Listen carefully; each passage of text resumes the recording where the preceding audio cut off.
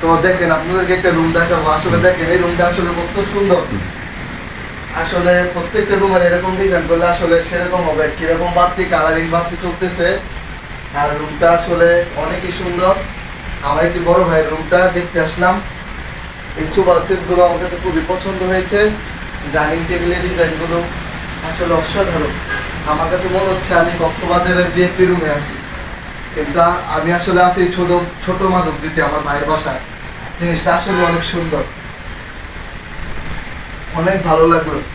এখানে দেখুন দামি দামি ডাইনিং টেবিল আছে, অনেক সুন্দর, অনেক ভালো লাগতেছে, অনেক সুন্দর। এটা কিচেন রুম, এটার কাজ চলবে, এখানে আরো সুন্দর ডিজাইন করা হবে আর কি।